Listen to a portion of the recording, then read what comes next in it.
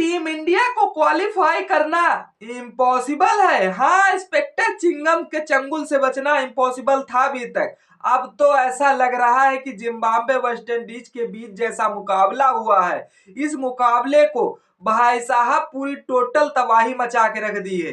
बिल्कुल जिस अंदाज में साउथ अफ्रीका ने खेल दिखाया है और उसी अंदाज में वेस्ट इंडीज ने खेल दिखाकर हमारे अरमानों पर पूरी तरीके से पानी फेर दिया गया है।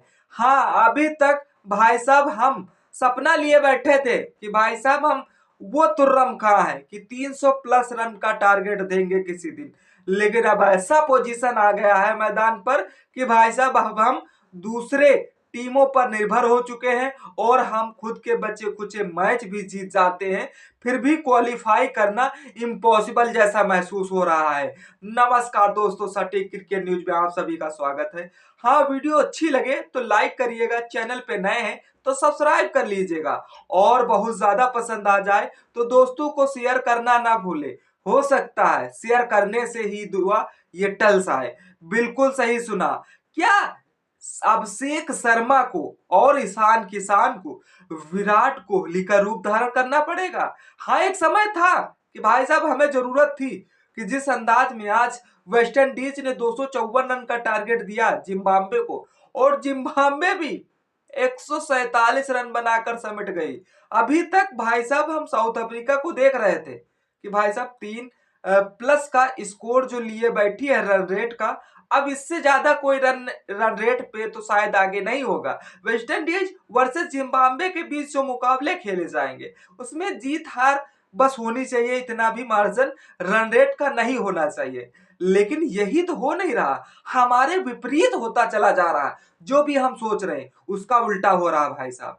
बिल्कुल हाँ, वेस्ट इंडीज जिस तरह से जिम्बाब्वे को 147 रन पर आउट किया और अपना खुद 254 रन का टारगेट दिया, तब ऐसा लग रहा है कि जिस तरह से रन रेट में भाई साहब वेस्ट इंडीज अब आगे हो गई।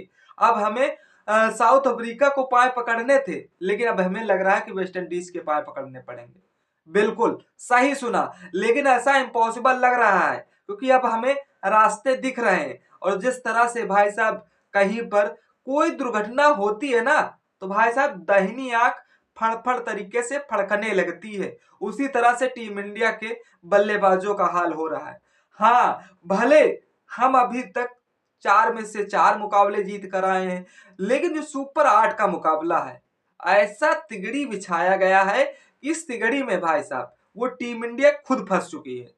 हाँ, बिल्कुल इम्पॉसिबल लग रहा है। पॉसिबल होना तो भाई साहब दूर की बात रखो, अब साउथ अफ्रीका को भाई साहब जिस तरह से हम दुआ भी देंगे 140 करोड़ भारतीय कि साउथ अफ्रीका भले 2 बच्चे कुछ मैच जीत जाए लुढ़क पुढ़क कर, और फिर दुआ एक ये भी लगानी होगी कि जो बच्चे कुछ टीम इंडिया के मुकाबले हैं वेस्ट इंडीज और जिम्बाब्वे से, वो भी आसानी तरीके से जीत जाए, तब जाके हम कहीं पर क्वालिफाई कर पाएंगे। लेकिन जैसे जिस तरह से वेस्ट इंडीज ने स्कोर दिया जिम्बाब्वे के सामने और उसी अंदाज से भाई साहब साउथ अफ्रीका ने टीम इंडिया को इतने मार्जिन से हराया है, तो ऐसा लग रहा है कि भाई साहब भाई जिस व्यक्ति की मृत्यु होती है ना उसे यमराज पहले ही दिखने लग जाते हैं। अब ऐसा ही हो रहा है। हम क्वालिफाई का जो सपना लिए बैठे थे वो भाई सपना एकदम चकन्नाचूर होता हुआ नजर आ रहा।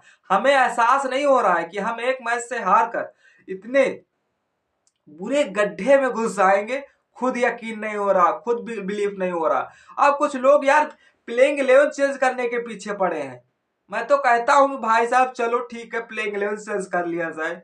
भाई या तो वेस्ट इंडीज और जिम्बाब्वे को एक ही मुकाबला होगा और इस मुकाबले में भाई साहब तो हम 300 रन का टारगेट बना दे और जिम्बाब्वे उनको भाई साहब 111 110 पर आउट होकर पवेलियन भेज दे। ऐसा हो पाएगा? हाँ, हमारे विराट कोहली ने ऐसा एक बार श्रीलंका के सामने किया था, लेकिन एक बार फिर शर्मा जी और ईशान किशन को अपने धाकड़ बल्लेबाजी दिखानी होगी। जो अभी तक जितना एक्सपीरियंस था अपने अंदर वो सारा झोंकना होगा, क्योंकि एक मैच जो ये होगा अगला मैच, उस मैच में टीम इंडिया के बल्लेबाजों को जी जान लगानी होगी और जो रन रेट से हमें चाहिए रन स्क्वायर का, उस रन रेट को एक्वायर करना है तो भाई साहब पॉसिबल करना होगा। जिस अंदाज में अभी तक कहीं पर भी नहीं खेला। उस अंदाज पे आज खेल दिखाना होगा भाई साहब, तब जाके हम रन रेट पर मार्जिन दे पाएंगे। हमें लग रहा है कि भाई साहब दुआ कर रहे हैं साउथ अफ्रीका वाले कि भाई साहब हमें फाइनल में हराया था, अब तुम्हारे साथ उतनी ही दुआ बाहर चल रही है जो शायद तुम अब हमारी दुआओं पर चलोगे मेरे भाई। बिल्कुल सही सुना आपने। अभी तक हम ऑस्ट्रेलिया को दोष दे रहे थे कि भाई साहब ऑस्ट्रेलिया ने हमारे साथ गलत किया, लेकिन दूसरों को दोष देने से पहले खुद पर दोष ले लेना बहुत जरूरी होता है। वही हो रहा है कि पाप करोगे तो पाप इसी जन्म में मिलेगा। बिल्कुल सही सुना आपने। हाँ, वही साउथ अफ्रीका है न। साउथ अफ्रीका हारती तो हारती इतने बड़े मार्जिन से, वो भी टीम इंडिया को हरा दे, इसीलिए रन रेट में जाके फर्क पड़ा है भाई साहब। अब तो टीम इंडिया का वो हाल हुआ पड़ा है कि कुदरत निजाम पर पूरा टिकी पड़ी हुई है। खुद जीतने से हो नहीं रहा, और दूसरे जिताने से अगर हो भी रहा है तो खुद भी जीतना जरूरी है मेरे भाई। आपको क्या लगता है टीम इंडिया सेमीफाइनल में क्वालिफाई करना कितने परसेंट चांस है? 50% तो पहले हम गवा चुके हैं, अब 50% भाई साहब जो चांस बचे हैं, वो तो 50% में भाई साहब कम से कम 30% चांस भाई वेस्ट इंडीज ले चुकी है। अब 20% चांस जो टीम इंडिया के बचे हैं सेमीफाइनल में क्वालिफाई करने के लिए, उसे किस तरह से क्वालिफाई किया जाएगा ये संभव हो पाएगा। मास्टर प्लान जरूर बनाया जा रहा, अब उस मास्टर प्लान पे तो काम किया जाएगा। वो अभिषेक शर्मा और ईशान किशन को बता दिया जाएगा, और अपनी अभी तक जो तिलक वर्मा ने पाकिस्तान के खिलाफ एशिया कप में जो प्रदर्शन किया था, उस तरह से करना होगा मेरे भाई। सूर्या को भी बेजोड़ धाम दिखाना होगा, 300 प्लस रनों का टारगेट देना होगा, और जो सामने टीम भिड़ेगी उसे हम 100 रन पे इस तरह से ऑल आउट करने की कोशिश करेंगे। यह तो करो या मरो का खेल दिखाना होगा। भले हमारे जिस तरह से एक ही नारा लगाना होगा कि अब की बार 300 पार मेरे भाई।